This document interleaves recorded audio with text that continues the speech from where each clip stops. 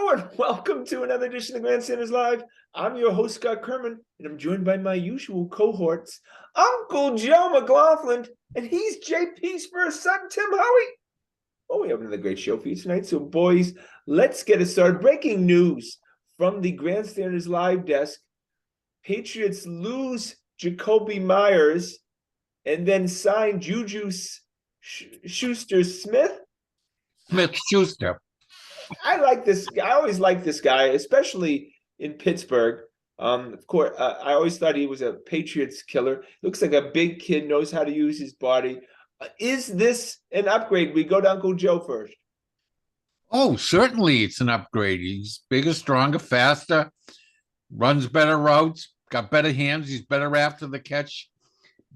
Much more versatile. I think he played the X more than the slot while he was in Kansas City. So he can play two positions. The one thing you got to worry about is he's got a big mouth. Remember him dancing on the insignia there, and he gets hurt a lot. He's not available a lot, but then I guess that's a wide receiver thing. Usually, Timmy, guys who have big mouths kind of keep it shut when they come to New England because that doesn't flow at all with the Bill Belichick way. Yeah, this guy never impressed me. I got to be honest.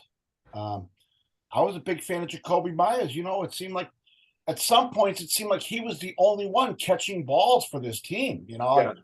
like we'd go like 0 for 6, and he'd get us out of the drought. You know, I thought Myers had great hands. I mean, what I call him number one receiver. No, he's like on a really good team. He's really like he's a very good number 3 receiver, I thought. Yeah, great point. But, you know, he seemed to be the best guy we've had here for several years. And I thought he was very reliable. He was always there. The Schuster, I don't think he necessarily played well against the Patriots. I don't remember him lighting it up. I used to hear his name, like, you know, often in on like the big channels and stuff like that, but I don't know. It just seems to me it's probably a wash. But obviously, do you think? I know this is crazy.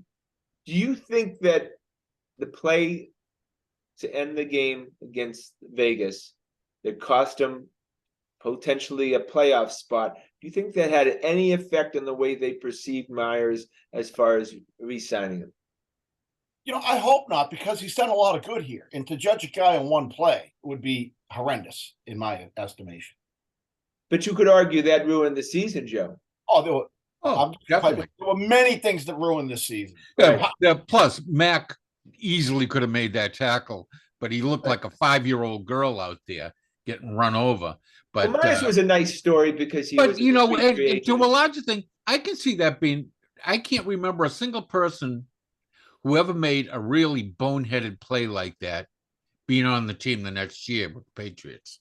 Right. It is tough to get off that. I mean, you know, and you know the coach. They know how you perform in the clutch when you do something like that.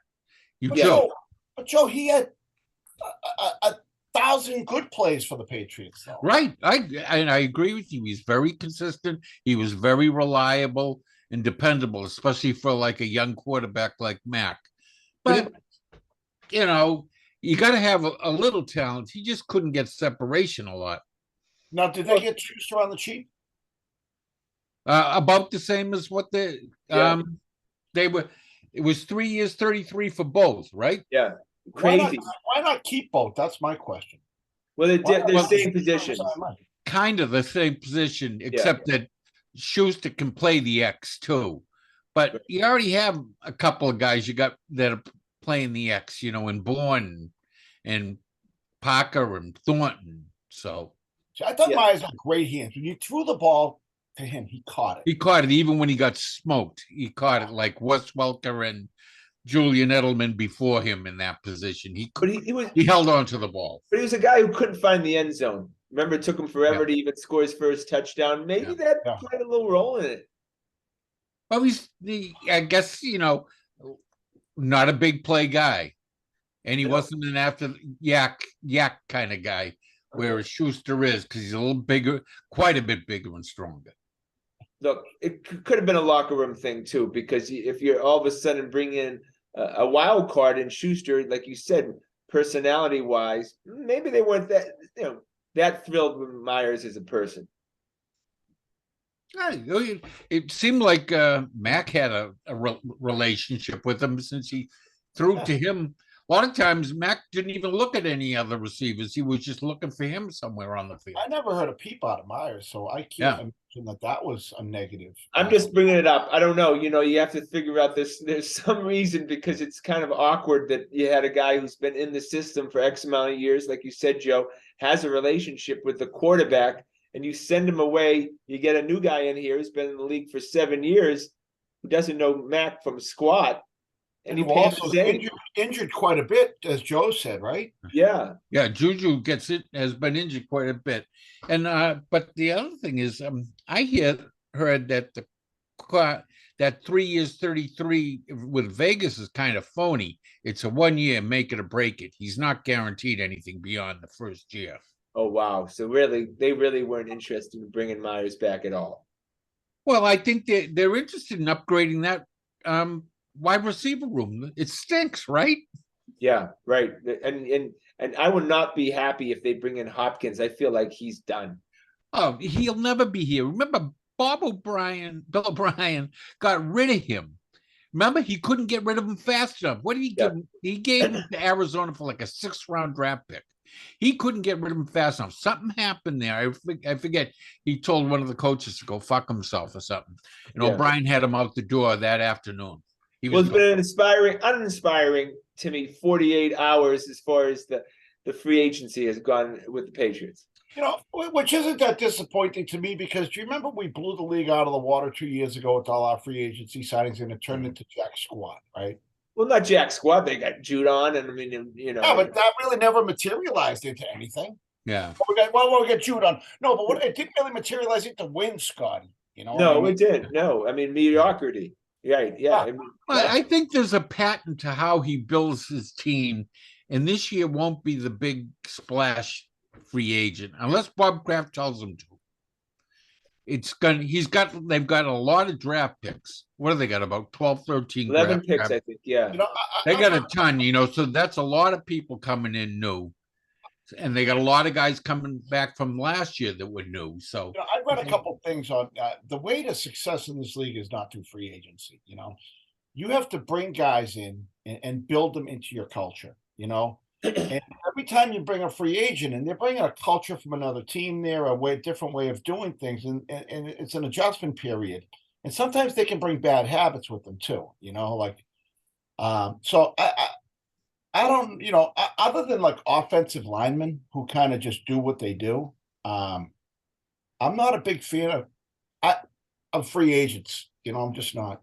Well, I just want the best players on the team, but I was happy with the re-signing of Peppers and Jonathan Jones.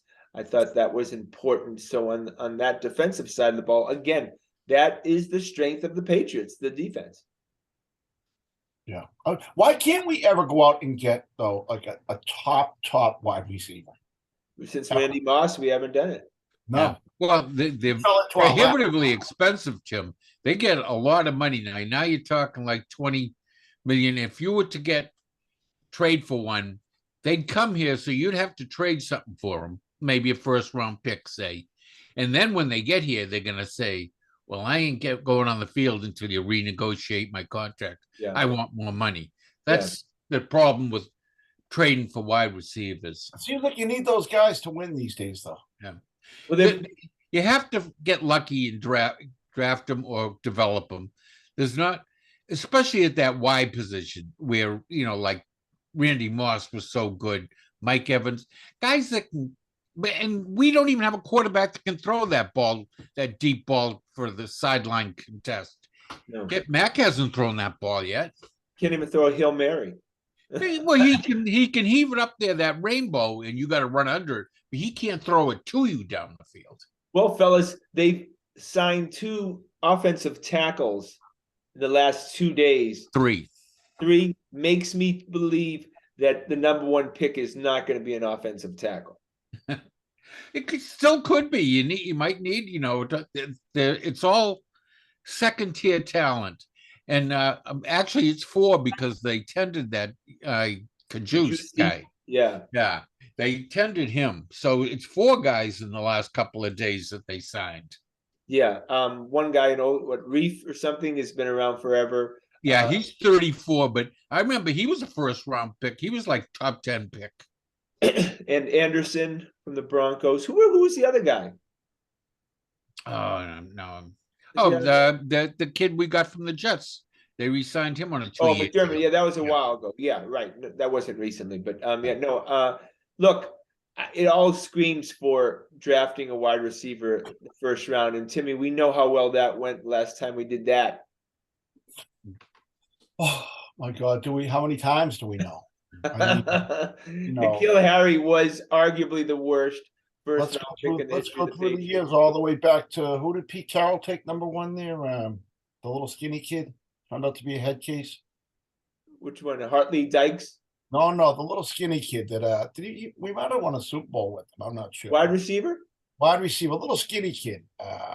He was supposed to be great. Maybe back in. Well, we had Terry Glenn was the number 1 pick. Terry Glenn. Oh, Terry Glenn. Well, he wasn't That bad. was Parcells that drafted him, and he wasn't did. bad. That's why Parcells quit. Yeah, but he wasn't He couldn't bad. shop for the groceries. Remember, Kraft demanded Kraft stepped in and demanded that he draft Terry Glenn. Yes, He did. And that's why Parcells quit. As opposed to who? Do you remember? Well, that's when he made the famous comment about if they want you to cook the meal, you should be able to shop for the groceries. Yeah, right. He had some good lines, definitely. We have to go. We'll go away from the Patriots for a second. The Aaron Rodgers, if it's the Jets or the Knicks, it's going to be fucked up. Aaron Rodgers, would you admit, and I'm going to send this to Timmy, Aaron Rodgers feels like that whole Kyrie Irving. Yep. Oh, wait. I'm sorry. Going back to Bethel Johnson, a miss. He was second round pick. Yeah. Chad Jackson. Well, that was a Chad Ocho Cinco. Yeah. Oh, No, Chad Jackson was that was the other before. Yeah. We traded up right to get him. Yeah. Chad Jackson, Bethel Johnson, Brandon Tate, Josh Boyce. Yeah. All suck. The list goes on and on and on. Sorry. Tate actually played for the Bengals and was pretty good, right, Joe? Yeah. A lot of those guys, a lot of the ex receivers turned out to be serviceable NFL players, but that's about it, Yeah. So Aaron Rodgers, he's Kyrie too. He doesn't want to play anymore. He wants to run his mouth and he wants to pay. Today he was saying he wants to play for the Jets. That's all he wants to do, play for the Jets. He's made his mind up. It's the Jets. First of all, he sucked last year. He was so freaking bad, and he's not going to get any better this year. It's going to be a complete Brett Favre to the Jets disaster. And by the way, he is still Green Bay's property. Yes. So now they can really put the screws to the Jets. Aaron wants to go there. The Jets want him to go there. The Jets have been making, hiring coaches and signing players all for Aaron. And now they don't have Aaron. Now Green Bay can say, well, geez, we did say it was only a second, but now I think maybe two firsts will do it. Yeah, that's what the Jets will have to do it. Why should Green Bay care where Aaron Rodgers goes? I mean, can't they just find the best deal and send him away? Right. Aaron Rodgers. Well, they have to because they can't because he has a trade restriction. They can't trade him to anyone else. He's going to make $58.5 million this year. Wow. He's a fucking lunatic. He's an absolute lunatic. This could be the best thing that ever happened to the Packers. I mean, they could get so many draft picks out of this deal that they could literally it's hard to it's hard to get draft picks out of there when someone's picking up $59 million for you. Yeah. If they're picking up $59 million, it should be cheap. But Green Bay is in the driver's seat because the Jets have mortgaged their future for this, and they got no plan B. All the other quarterbacks have been snapped up. Jimmy G, Derek Carr, they're all gone.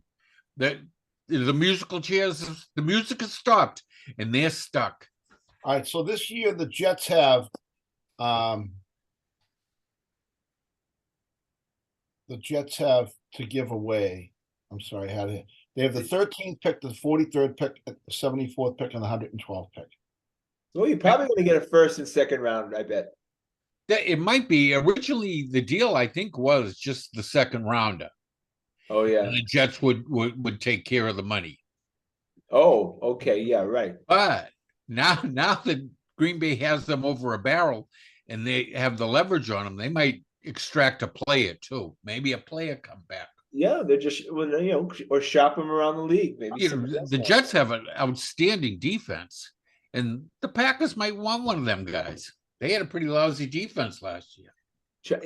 Would we all both agree that it's not going to work out for the Jets? Aaron Rodgers is going to be a disaster. The Jets are a cursed franchise. They are. What they do, you just know everything's going to explode by the end of the year. It's a given. It's a given. Remember Brett Favre going there, and then he ended up sending dick pics to one of the assistants. No, the New York Jets reporter, a woman. Yeah.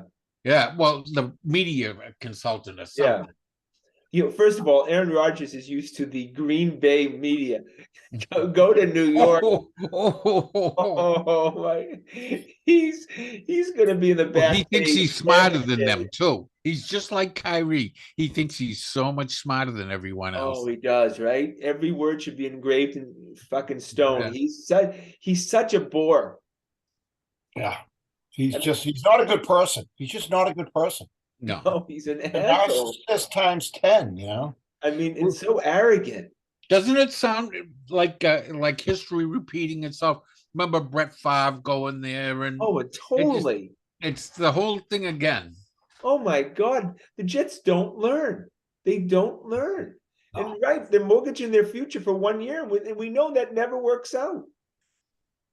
Yep, if they win, then it worked out, but they're not winning. They're really not mortgaging their future because they'll only end up probably giving up the second round pick. No, but Joe, they'll be against the cap for a while. Yeah. And yeah. Because $58 million, you said? Yeah. Yep. That's a giant slice of hair. Of course it is. And then it's like DraftKings, you know what I mean? You get 50 grand and you got to pick you might get this guy, but you got to fill the rest of the roster. Yeah, but the cap is crap. You can play all sorts of games. The Patriots always, the Crafts always brag about, we spend to the cap. They were over the last 10 years, they were 27th in spending. They didn't spend to the cap. And as a matter of fact, they didn't make it to the floor a lot of years and have had to pay the Players Association, and guys got divvied up the extra money. Tom Brady was the gift that kept on giving to the crowd. Well, no, Brady always got top dollar. But what I'm saying is, however they worked it out with him, there was, they were able to win. They were able to win, Joe, and still come under the cap. You know what I mean? Well, he was always willing to restructure. But restructuring is great. You get the money from the back end of the deal that wasn't guaranteed, if you'd gotten hurt. Yeah. But like you were saying, you get that from the back end and it gets spread out over the cap. But like you were saying, in reality, they were always the 27th, 28th team in payroll, and they were winning. Yeah. So, I mean, that's compliments of Tom Brady. He covered a lot of sins. Oh, they still are with him gone. The same thing. It's a cheap team. Yeah. But without him and you're doing that, you're not going to win. And you see it from that survey that the NFLPA just put out last week. They asked all the players, who rate your facilities, rate your transportation, rate the food they give you, rate all those things.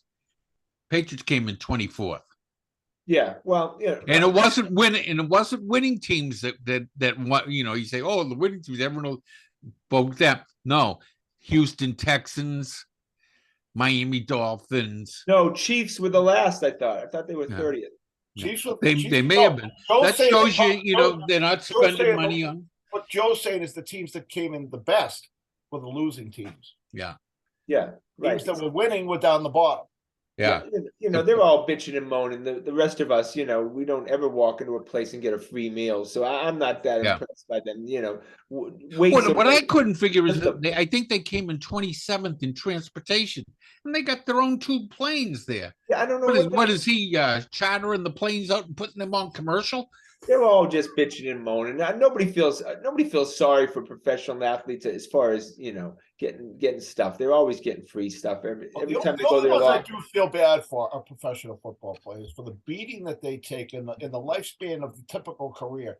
Like those guys, really in the long term, unless you're a super duper star, the run of the mill NFL player in the scope of life usually comes out of the short end of the stick. No, he does. No, I agree with you. Absolutely. Yeah. Lifespan is 20 years shorter. I mean, it's tangible evidence, and the whole CTE stuff is real.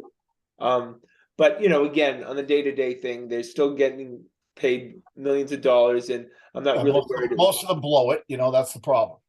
Yeah, I'm not worried about if the muffins were fresh enough for them. All right, we go to the Boston Red Sox because I know you wanted to talk about them, especially Timmy. Red Sox, you can't stop them in the spring training. They're a machine. They're a wagon.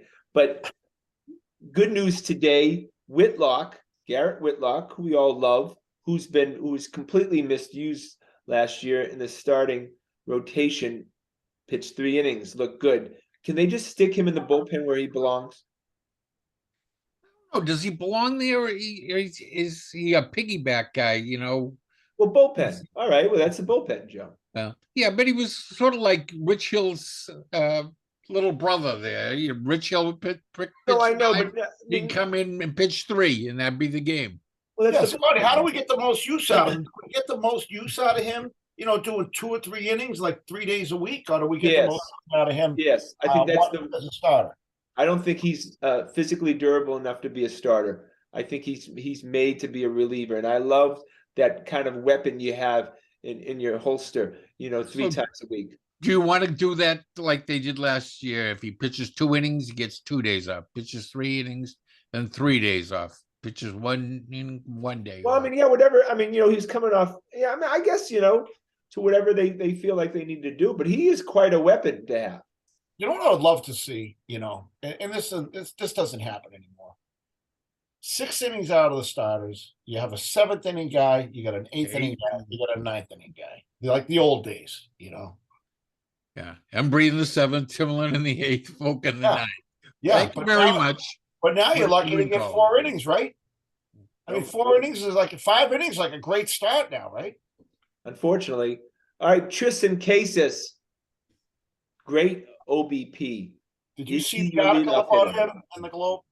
What's that? Oh, about what? Cooking? No, I didn't read that one. Oh my goodness. Is he a good cook? Like the chef, this guy is into food. Yeah. I wouldn't mind having him as a roommate, I'll tell you. I once had a roommate who loved to cook. There's nothing better. No, I know, right? He's huge. He's a huge man. The kid doesn't look like he has a piece of fat on him. His face doesn't match his body. Oh, because he's got like this childish-looking kind of face. Yeah. Attached to this like monstrous body. Oh my God. It's like they don't go together. No, he's huge. What is he? He's got to be 6'4". He's got those big forearms on him, and he's going to get bigger too, Timmy. He's going to. He's just a kid. He's going to fill up more and more. Big forearms come in handy in baseball. That's for sure. Big mantle arms, But he has OPP. I like having a leadoff hitter who can take it deep too. You got a couple of new kids too. That Rafael. Did I miss that? You want Casas leading off? Yeah, that's the talk. I like that a lot. I like that. The kid gets on a lot, and then all of a sudden, he's a very selective hitter. Let's get that runner. He's got a good eye, very good sense of the strike zone. Does he have speed on the base? No, he's lumbers. Scott, you got to get a guy out there, especially with the new rules, who can grab second.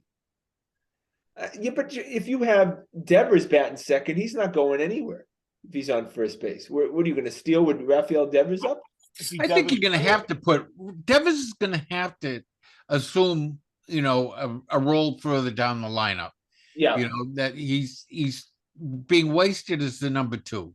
Yeah, I want to get on base and steal second, especially with the new rules, right?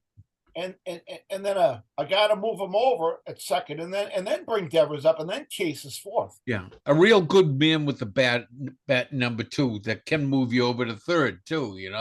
Maybe hit the opposite way. I mean, if he doesn't it needs just to. seem like common sense to have Devers third, Cases fourth? No, they're not gonna. They're never gonna put Cases fourth right now. They put Yoshida. They really like Yoshida. Probably in that fourth position. They think he's gonna come with a lot of power. He doesn't have the pop Cases does, though, right? Well, I mean, he should. I mean, physically, they're literally the opposite. I mean, Yeah. Yoshida looks like he's Cases' kid. Yeah. You want a guy that hits home runs in the fourth spot? Well, yeah. I mean, well, I don't know. I don't think they're gonna put that pressure on Cases.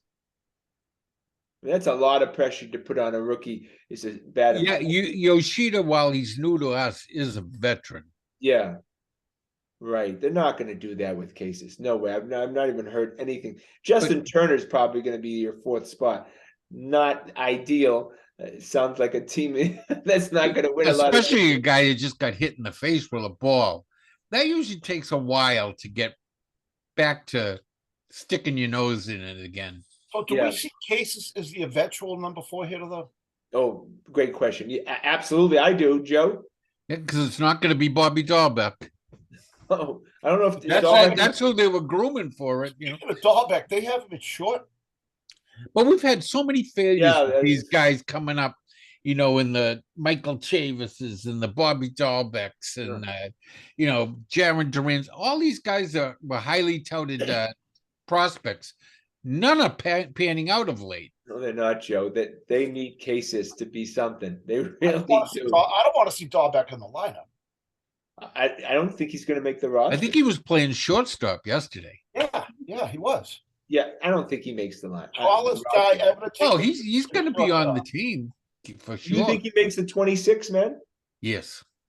Oh wow, I'd be surprised. If they can't trade him, they will. They're going to try to get something for him. No, you can send him down.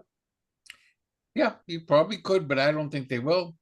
Oh wow, what would be the reason, Timmy, to keep Dahlbeck on the team? Hasn't he shown them enough? He's terrible. He sure has shown them I enough. can get him out right now. If I get up on the mound, I think I can get him out. He's a good utility player. He plays every position, right? Poorly, outfield, poorly, but he'll definitely pitching. He'll run out there. Yeah, he'll definitely run out to the position. And he's a big Brock Holt now. That can't hit. Oh, but don't be dissing my boy Brock. Come on, Jim. This is Brock is a way better hitter. This is when remember Brock hitting for the cycle in the series, or we know things have gone to shit when Bobby Dahlbeck is part of our discussion in this team. I mean, it used to be the 25th or 26th position in the Boston Red Sox was a real player. Now this is a fucking joke. I mean, seriously, what is Heim doing? Yeah. There's too many 4A players on this team as it is. I swear he wants 25 utility players. And breaking news from the Grandstanders Live desk, Corey Kluber, who's now just checked his birth certificate. He's 73 years old. Pretty remarkable that he's still playing. He is the opening day starter. Woo! You couldn't get any better. Grandma, whatever we call her. No. He hasn't looked good down there in spring training either. I saw him twice. And maybe he's working on this, but he had let the first 2 guys on in every inning in one game. Is there anything that drives you more insane than walking the leadoff batter? And he did it 3 innings in a row. He got away with the first 2 times, and then he gave up 1 run the 3rd time. Then the next time I saw him, he let the first 2 guys on. It was like 3 days later. He puts the first 2 guys on, and I shut the TV right off. I couldn't watch this. Well, I'm telling you, we've been watching these games for 50 plus years. Things are going to go really bad really quickly. Game 1, they get behind 7-1 in the 4th inning. Oh my God. If he comes out and walks the first 2 batters of opening day, that's fine. Tim is going to leave his seat. I know, we always joke about opening day, and if we lose, the season's over and stuff. Yeah. But can you picture a more important game in the first 20 games of the Red Sox than that opening day? You got to get off to a good start. If you want to get people behind you, you got to get off to a good start. And who are they playing? The Orioles, right? Why is this Sale the opening day pitcher? Because they can't guarantee that he won't he- be injured by then. because he's doing a 5K bike ride. Injured again? Is there something wrong? Is he something tweaked right now? Are they resting something? No. Soft in the head Why is he not the opening day pitcher? because he can't. Because he's not getting paid enough. Why? Why is he not the opening day pitcher? Because he stinks. Because he's not good. Because he's only going to give you to me like 3 innings. He's going to use up your bullpen for like 2 weeks. The guy, this is all right. Again, wait, Timmy, you're the king of writing stuff down, and we'll get this from Russ. We need to do now we need to do this for real. How many games does Chris Sale start before he's shut down for the rest of the season? All right, How many games? All right, so how about 3? I'm saying 3. $20? Okay. $20 each? We'll each throw in 25 to make it an even C note. All right, $25. This is the pool. All right. Whoever gets closest. Now, Timmy, if you go over, you lose, right? Is this? I want to make this clear. Like the Price is Right, closest without going over. Closest without going over. All right. All right. So where you go? So you got to take a chance now. I have 3. 3 games. All right. Timmy has 3. All right, Joseph. I'll be much more generous. I'll go 15. 15. No freaking I think Russ said 10. Like we're gonna have to ask Russ before that. But I might be wrong. Joe's going 15. I might go to 7 then. Wow. No, wait. So what are you doing? Because that's gonna. Are you doing 3? I'm really saying 3. Yeah, I just can't even. I can't see him going out like for more than a. I can't see him going a month. So how many starts in a month? 4, 5. Yeah. Well, I think if I'm gonna go 4, okay, because I don't see him going over a month without getting. He has to rest something. Okay. 4. I'm going 4. Joe, you're 15. Are you going to stick with it? This is your number. Yeah, that's about half a year, right? Yeah. That's about half a season, and that's generally what he's good for. All right, I'm going to go 6. I'm going to have him by May 1st. He's already done for the year. He's grabbing a middle on us, Tim. You think he's done for the year, Scotty? After 6? Well, I think isn't that really part of the pool, right? Isn't that what we're doing here? Yeah. Is this for the year? Oh, done for the year. Yeah. So no. You see, I want to say like he has to rest. No. We're not going to do that. He tweaks. How about being put on the injured reserve list? A 15-day.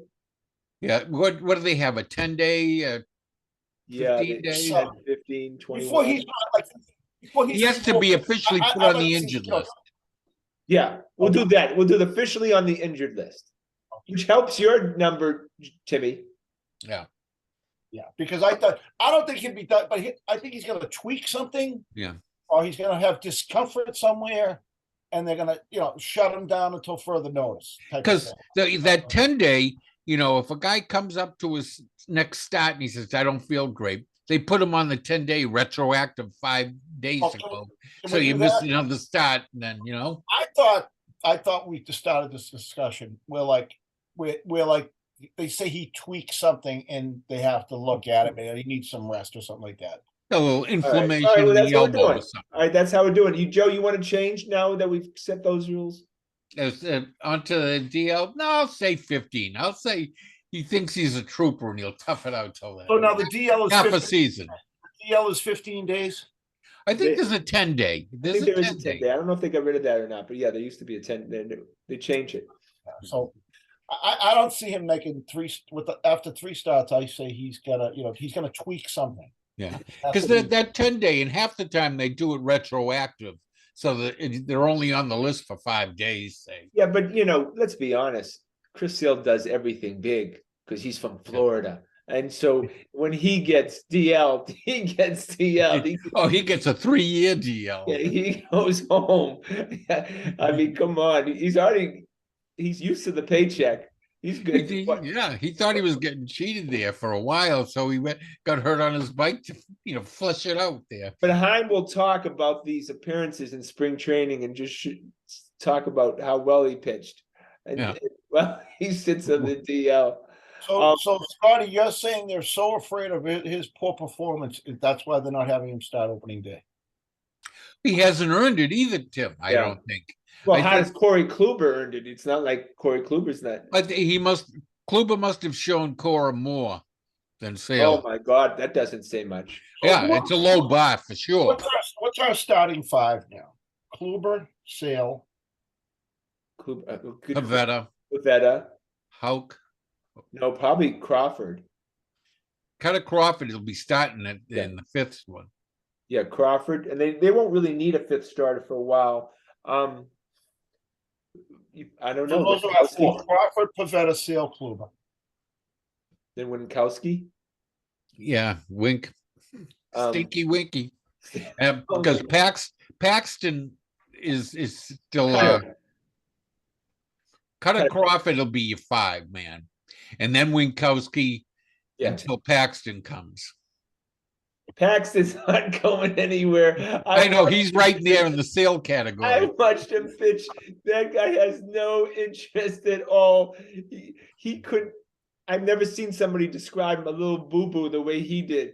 A strain 1 hamstring, and I looked that up. It's like, are you kidding?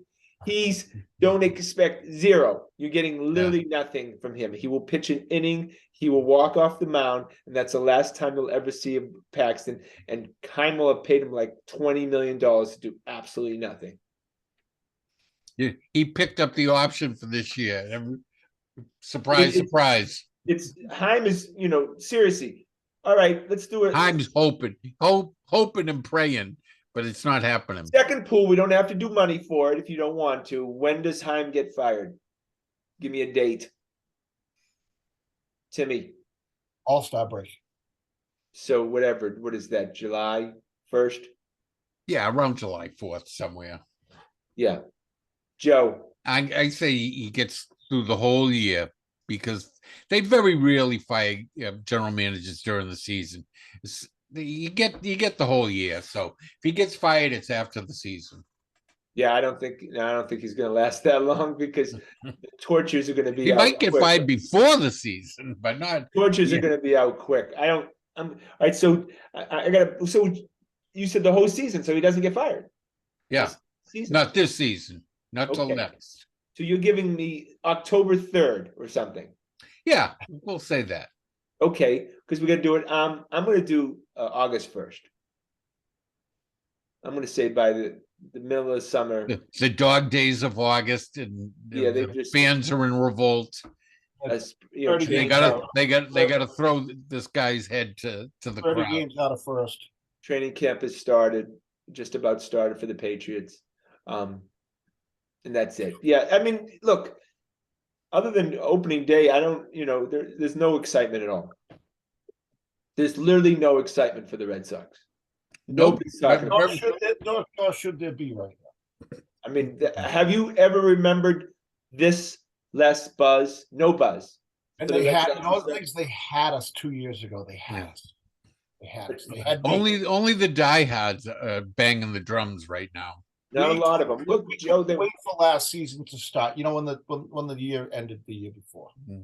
Look, the only time people talk about the Red Sox is to rag on them right now. Would you agree? Well, yeah. Well, didn't Heim tell you personally that this is a better team than 18? I know that was just no. It's going to be a better team than last year. Oh, okay. That's his. Yeah. I'm like, okay. It's not saying much. Again, a very low bar. The Mendoza line. I just want to say, we talked about the Red Sox being 60-1. Just saw the odds. The Patriots are what? 10-1. Yeah. To win the division. So you get a good odds right now for the Pats to win the division. It shows you Patriots and the Red Sox how far they've gone you can make some big money betting on the Patriots and the Red Sox to have any level of success right now. And usually, the national odds, Boston teams will not get great odds, even, much less than they deserve. Yeah. Because, we're going because to a lot of people around here will bet them. We're going to Timmy's Boston Bruins, and people just need to stop. This season is so freaking long. It's March. They've been remarkable. That they're having a couple of poor games, I mean, that means absolutely nothing. I don't know about that. Like any team, like all teams, how many times have we seen a team come on strong at the end of an NFL season? They kind of start mediocre, they find their way, and it's all about peaking at the right time. I think in any sport, Celtics last year, and the Celtics right now. I'm wondering if both of these teams have kind of hit a proverbial wall right now. Yeah. I think it's anticipation of the playoffs. So they just, they've had incredible I think seasons. They're sick of the regular season by now. Yeah, I mean, it's so long. I mean, not the Celtics, but the Bruins, I mean. Yeah, and I think Celtics have other problems.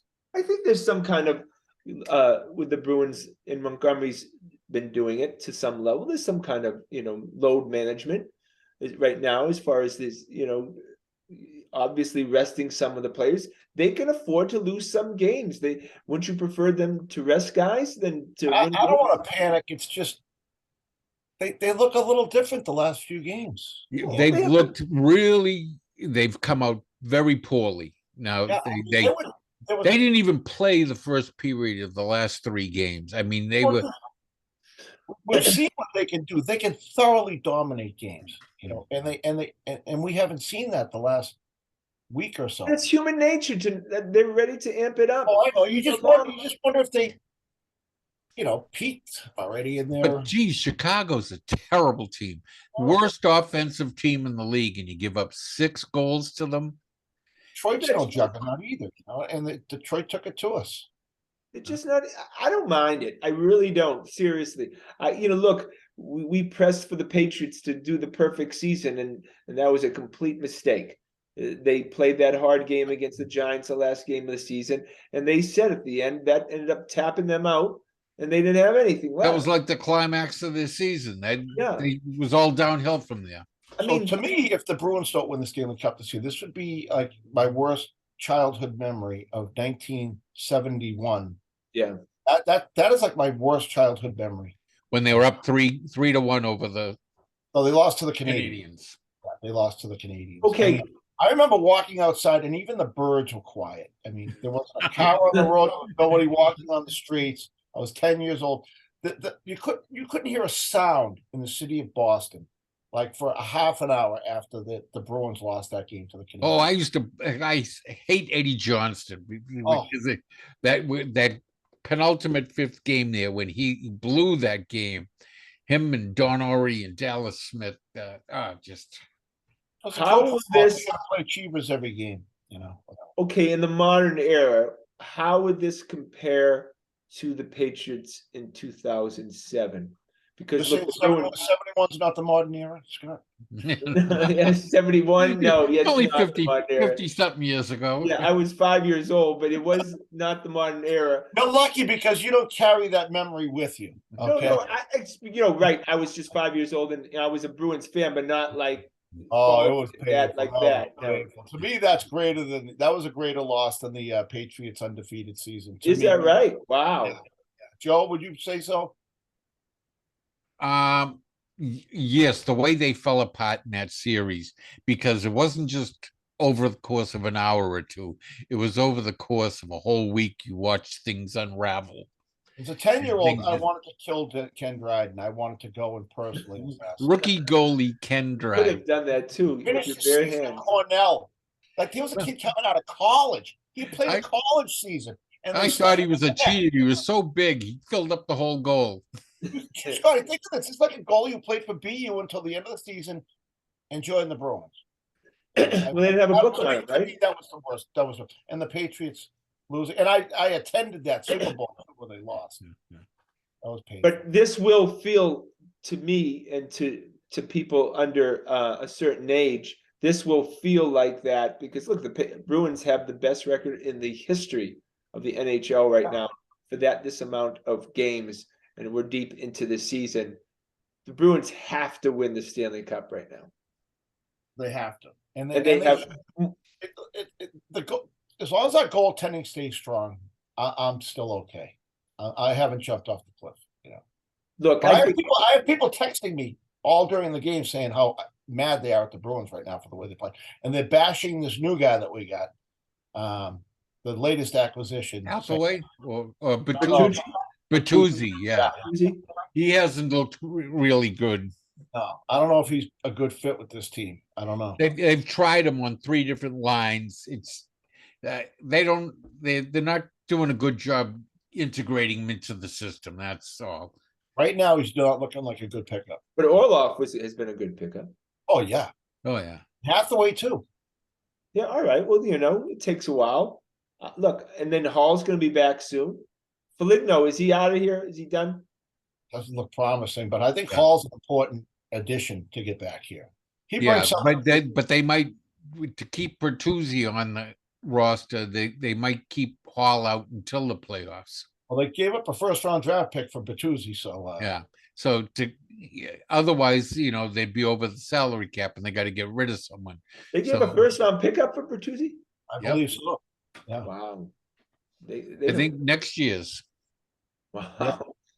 Oh, we got to win it this year. Just so you know, I don't want it to feel daunting for you guys.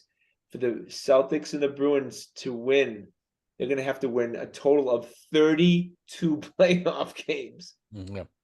And do it. I think the Bruins have a much easier road than the Celtics will have.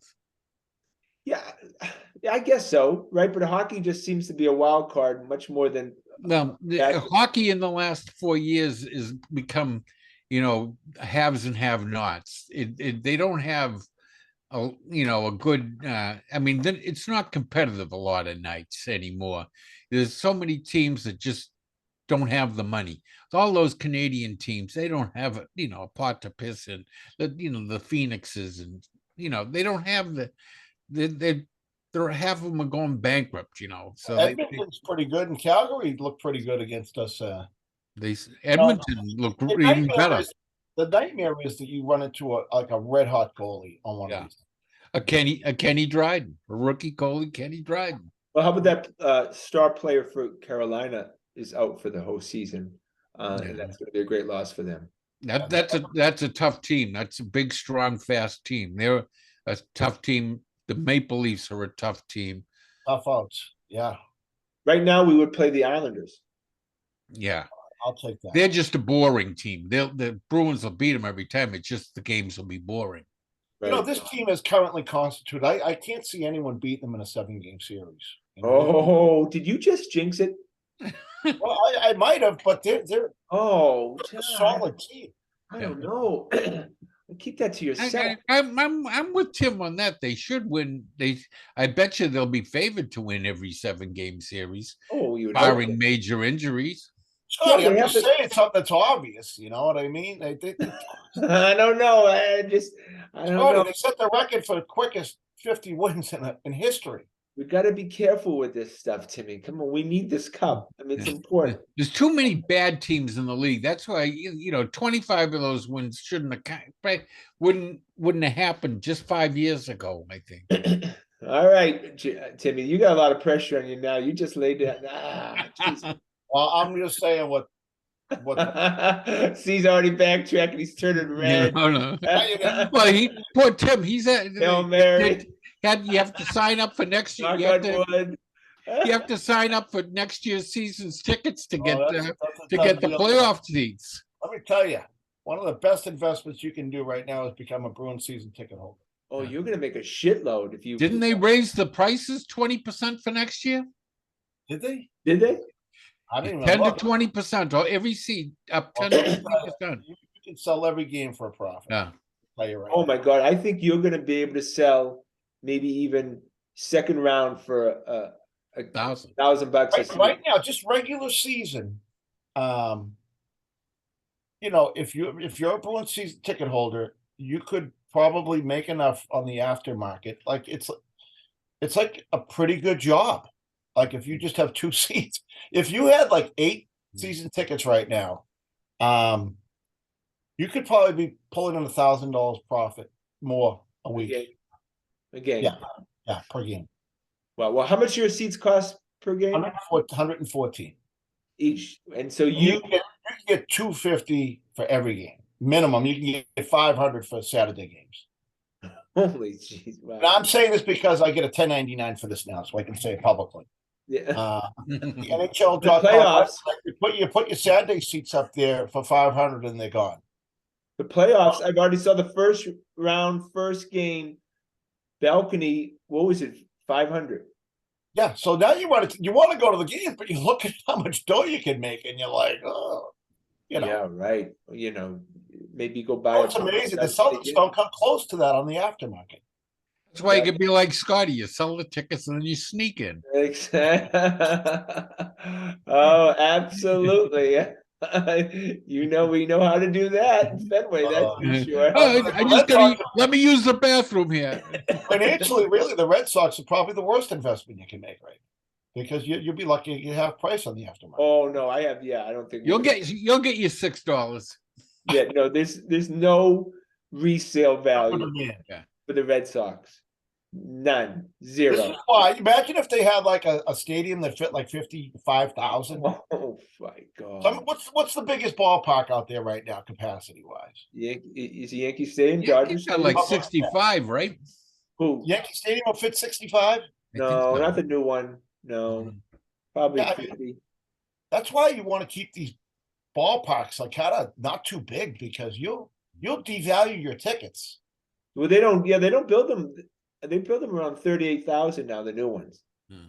They don't go. Yeah. But I think Dodger Stadium's in the 50s. Yeah, I mean, you better hope your team's doing good, or those tickets are. Yeah, if they had built a new Fenway Park, it would not have any allure to the tourist like this park does. Yep. So, and they wanted to build, like you said, Timmy, something 50,000. You'd have at times easy, 70% empty seats. Yeah, the way things are going right now, if they keep trending in that direction, right? To be Camden Yards. Yeah. Look, I was a season ticket holder last year, Memorial Stadium, and then the first 2 or 3 years of Camden Yards. You couldn't get a seat to Camden Yards. That's how popular that place was. And then now we've seen it for last 15 years.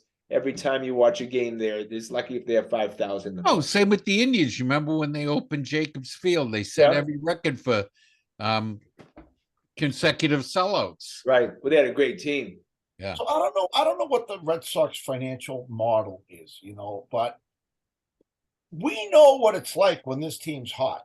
Like, someone used to offer you a set of Red Sox tickets. That was like someone giving you a bar of gold. I mean, it was.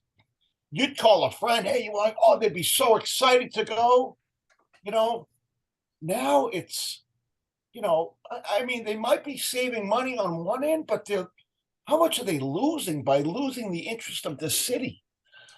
Oh, and every single person you knew had at least a shirt or a hat or some piece of Red Sox merchandise.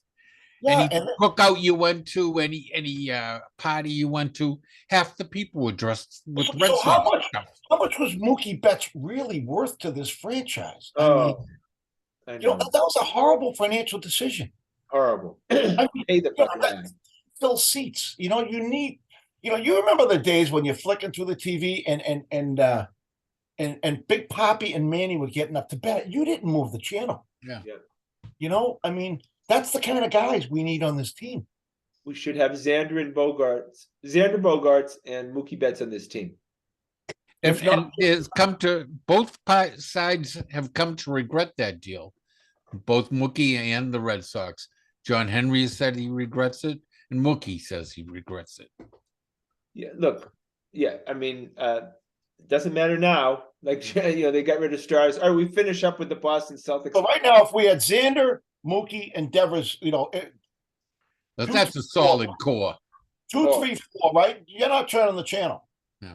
No, Right. that's a really good core. Absolutely. And then all of a sudden you got the Yoshidas and the Cases is coming up. Yeah. And this is a very, very interesting fun. And you can give them the time they need in the minors instead of bringing them this Michael Chavis, the Jaron Durans But up this too town, early, you you know? need 2 legitimate superstars in that lineup for this town to be going crazy about this team. But as likable of a players that have ever put on a Red Sox uniform too, and both of them minorities, and which is, the Red Sox need as many of those as possible on a team that as many times the whole roster was all white. Well, Mookie was the most eligible bachelor in town. Yeah, and beloved, and really just the nicest personality, nicest guy. Everybody, whoever had it that I heard had an interaction with him was quite positive. You build your team around him. You do not trade him. It's really, I mean, it's not equivalent to Babe Ruth, but it's as egregious. Yeah. Let's hope that the curse doesn't last as long. All right, we go to the Celtics.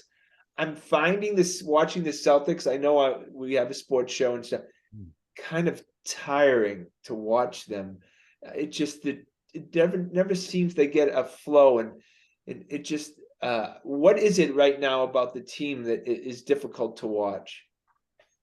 I'm finding the coaching situation troubling. Yeah, I just, he's a rookie, so I know I got to give him a year or two, but still, I just don't see him. I don't think he's doing a good job.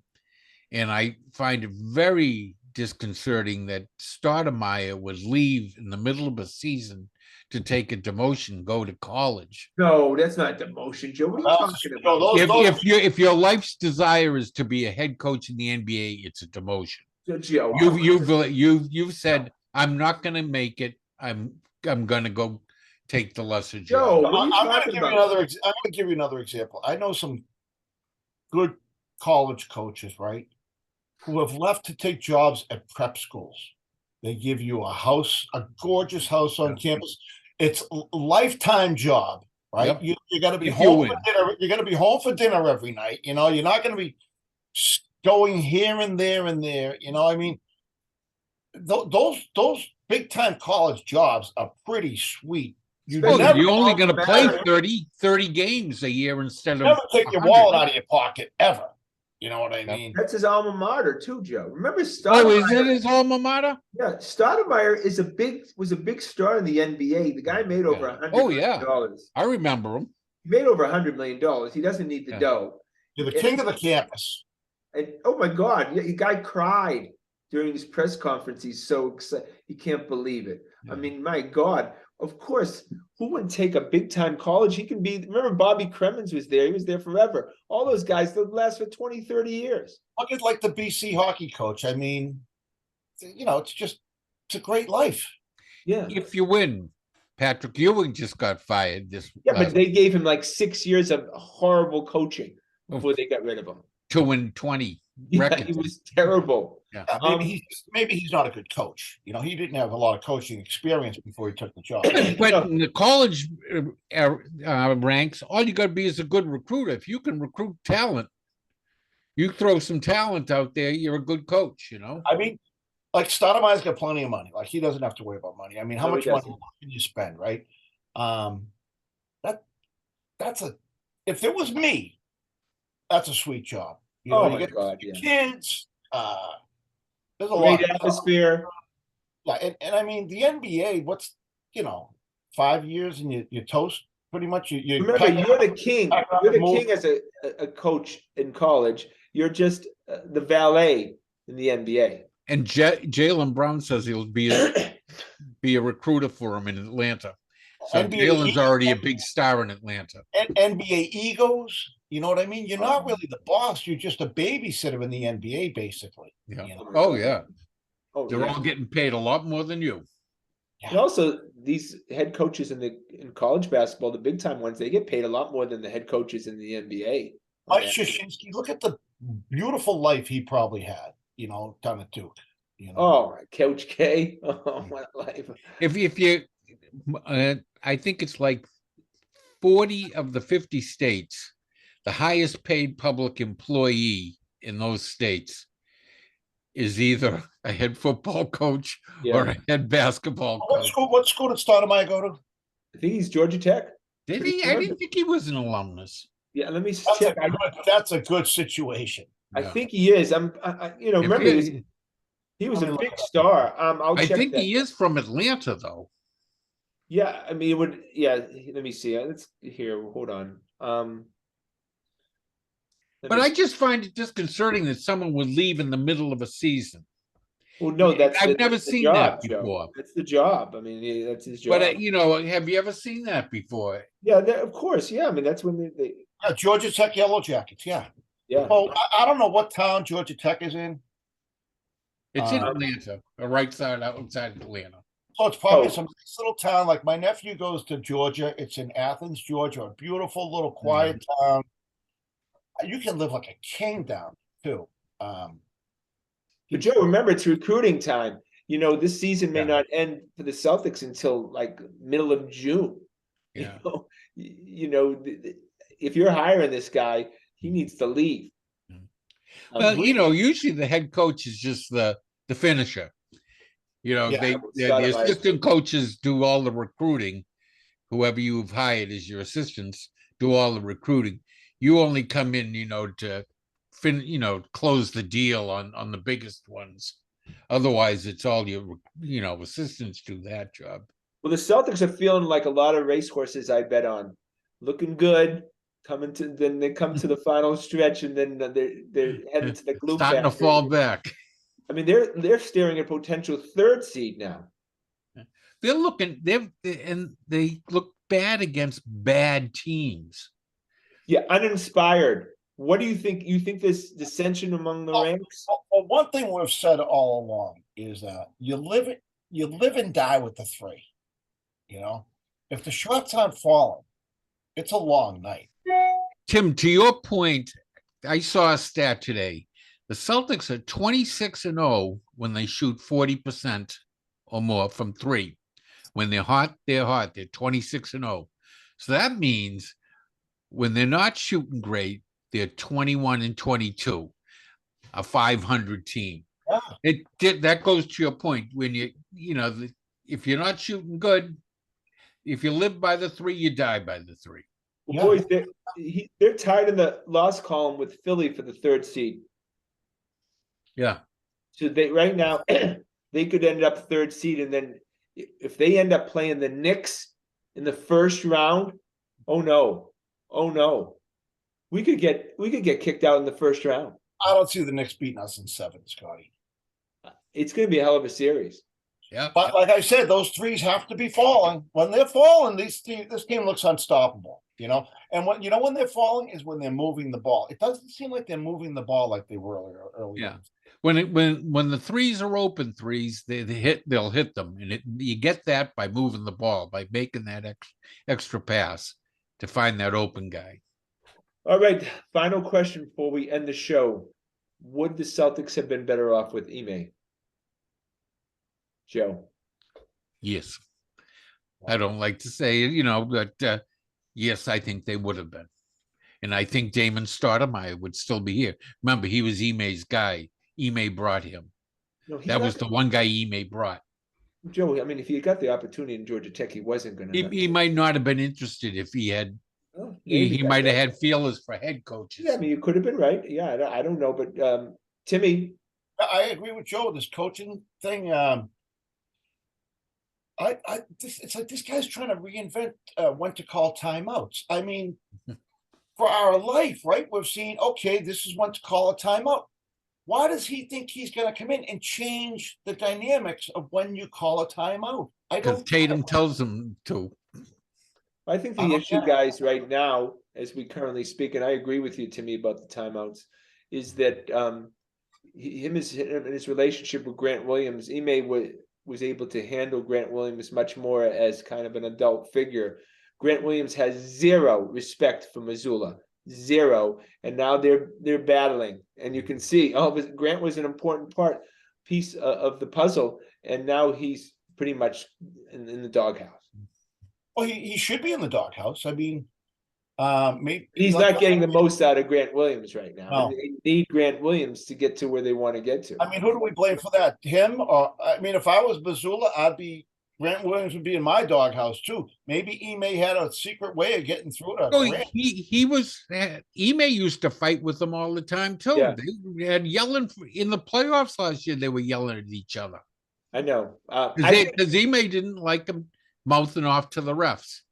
I'm pretty sure the scapegoat of the 2022-23 Boston Celtics, if things go poorly, will be Grant Williams. I am. He's not going to be on the team next year, no matter what. Well, that's what I meant. I mean, yeah, yeah, he's He's going to be gone no matter what. If they win the championship, if they don't, he's going to be gone. What you don't see on TV is because the camera is not always on Grant Williams. If Grant never stops yapping at the refs, there are timeouts between plays, whistles. He is within 3 feet of a ref, jarring. And I don't know what the heck he's saying, I but know he's a fucker. he just can't shut up. I know. I just can't stand him. I've never seen a Celtic this bad, and you know he's just an average player. The worst thing that ever happened to him was having that big game in the playoffs last year, and all of a sudden he was like this nice role player, kind of just hanging on to it. But for a while, we couldn't understand what his role. Yeah, we were. Yeah, he's too big to be a guard, too small to be a forward. And then he had that game, and all of a sudden, it's like the muzzle came off, and yap. Yeah. All right, boys. That was a great show. We went long. All right, that's our time for tonight. Please check us out on our website at thegrandstanders.com and tune again next Wednesday night at 6 o'clock for another edition of Grandstanders Live. I'm your host, Scott Kerman. Have a great and happy night.